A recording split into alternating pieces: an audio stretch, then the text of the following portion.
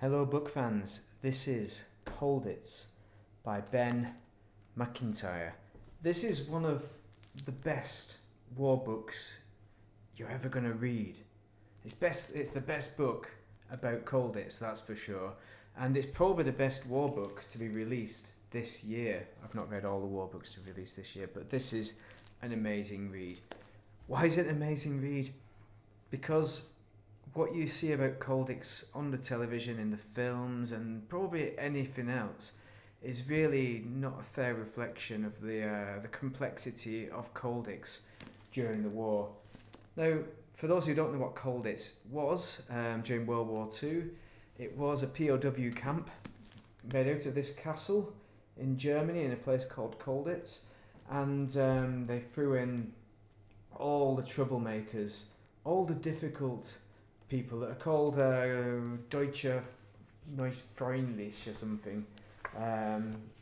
Deutsche nicht freundlich, it meant. So all the unfriendly people, basically people who wanted to escape from the camps. If you try and escape for long enough, that means you don't like the Germans or something, which is a bit of a weird thing. But it's a bit weird that they put them all in together. So you had a few nationalities. You had, of course, the British. There weren't many of them at the first. There were mainly French, and you had Polish. You had Czechs. Actually, there's one Czech, but he was actually RAF. And you also had some Americans later on in the war. So this all started at the start of the war, the 1940 or something like that, when you started this camp cracking off.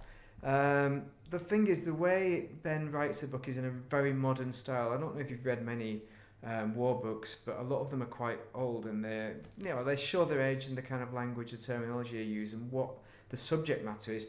Now, Ben explores Colditz from the perspective. It's from a human perspective of what the experience of prisoners actually were. Now, first off, you might say, how does he know? Well, he had thousands of hours worth of archival evidence from there was tapes that were made of the prisoners when they left the camp. So he's run through all that and other stuff, other accounts from people. Both post-war, obviously, 'cause it's historic. It's not a prediction. What am I talking about? But it's all taken from a kind of narrative of each character. So you've got not only the prisoners. He picks out a few good, high-profile prisoners, and the story is told through the prisoners, but also the guards as well. So you had the camp commandant, the deputy commandant. Eggers is the main guy. The deputy commandant. He's a kind of balding, stern-looking German fella, but he's actually he loves the British, funnily enough, and he finds it strange that that they hate him, and they do something called goon baiting, where they basically try and get a rise out of the guards by winding them up and insulting them and doing stupid things as well. So there is, because the thing is, this is a book about people in prison, men in prison. So it explores a lot of things. It talks about mental illness, because there was faked and genuine mental illness in the camp. Like, one of the things that they used to do just to wind the guards up was play a game called Nosing the Rock or something, where you get on all fours and you nose a rock around the play yard or whatever it is. They had a yard to have a walk in, one of the inner yards.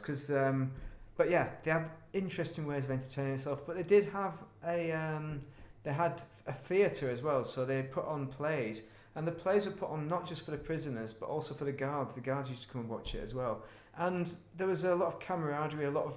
There was an expectation to escape, but you didn't have to escape. A lot of people just planned it, helped with the escaping. Digging tunnels. They did some phenomenal stuff, digging extremely long tunnels to escape. They also built a glider right at the end, and in order to launch it off the roof to get two men to distant safety. That's how big the operations were for escaping. It makes for very, very interesting reading. You have a lot of men in a prison. There's no women in the prison other than they come to visit, I think, but they're really wives of the orderlies and that, and they don't see women otherwise.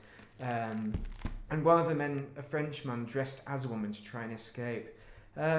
Eggers, though, is an interesting guy. Now, this is a deputy camp commandant, I think, and he made escape. His plan was to stop them from escaping, and he worked really hard on it and took it really seriously, to the point where he would actually get the prisoners to reenact the escape for him so he could take photos. And he had he amassed a collection of the escape equipment. Like, they used to take the uniforms, like the Polish uniforms look similar to the German ones, so they would, just put the different tassels on and buttons, and they'd fashion stuff out of tin, out of bits of cardboard. They'd fashion guns out of cardboard to make it look like they're guards, and they would try and actually just walk out of the prison. There were so many good prisoner escape attempts, but that's not the whole interesting part, because the entire book goes through escape. It's smattered all the way through. It's really interesting because it's kind of chronological, but you also have the relationships between prisoners, how they get on with each other, the competition between nations to escape, and also the sexual relationships that develop between the men, which is an interesting modern take, which I assume wasn't really in the older books. I've not read any of the other books on Colditz, but it seems to be a subject that people would, you never learn about. I mean, you get told about it as a joke as a male in prison, people who are gay for prison, but they're straight outside of prison. There's actually one guy that's documented here who swore he became homosexual in prison, but when he left, he got married, had children, and he was essentially bisexual. He also had relationships with men, but he was bisexual. It opens a whole load of doors, and there's also a priest in there as well, and he was trying to stop the men from having sex, and he perceived everything sexually, like the plays they put on. He thought, oh, that's sexual. He was obsessed with it. Maybe he fancied the men as well, but it's a very interesting book.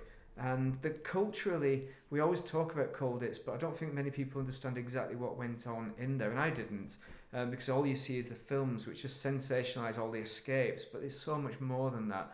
The food, the rationing, the way they got so much equipment into the prison, and how ingenious they were, because it's an ancient prison from 1500 or something ridiculous, so it's got lots of holes in it. There's lots of potential for escape, and there's probably still uncovered tunnels these days, or stuff that's hidden away in there, who knows.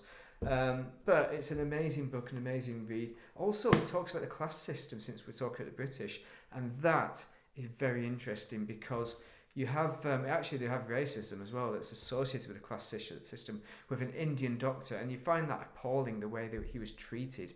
And you think, would it be different today? I don't know the way things are going. We also had the class system, so you had everyone in here was an officer, but there were underlings. So you had the uncommissioned officers, the junior ranks, but they were there to be the servants of the senior. Like Douglas Bader, I don't know if you've heard of him. He was a famous pilot who lost his legs before the war, but became an RAF pilot, and he was put in there because he tried to escape, and he hated the Germans every day. At the end of the war, things mellowed because the war was coming to the end, and there was a symbiosis between the guards and the prisoners. Now you need to bear in mind that the guards were Wehrmacht, not SS, and SS were the extremists that wanted to murder the prisoners ultimately, or ridiculous. But the Wehrmacht wanted to survive the war and not get executed for executing prisoners, if that makes sense. But also I suspect they were probably decent people as well, so quite a few of them. So not to spoil the ending, but they find that the roles almost reverse right at the end when the Americans are approaching. But the SS are in town. There's Colditz town. Google map it. And it's a phenomenal read. It's so breathtaking the way Macintyre takes us through it. It doesn't focus on any of the extreme things for too long. He only talks about the details of what is actually known. So there's no, it's pretty damn good, pretty scientific the way he writes it, but it's engaging. It's well written. It's really good, and it gives you an overview of the war, but it's really focused on prison life. And the worst thing about this prison is none of them genuinely knew when they were going to get out until the end, and then they didn't know if they were going to make it to the end because the SS were nearby, and who knows, and they were doing crazy things. But I'm not going to spoil the ending, obviously, but there they are, all our chums in the prison. Great book, recommended reading. Obviously it's a 5 out of 5 experience. I'm just telling you, you need to borrow it from the library, but it's worth buying because you will perhaps read it again. It's got so much in it, culturally and war. It's not all war related. If you've never read a war book before, read this one. You'll find it very interesting. Anyway, talked enough. Great book. You know what to do. Thank you very much for watching.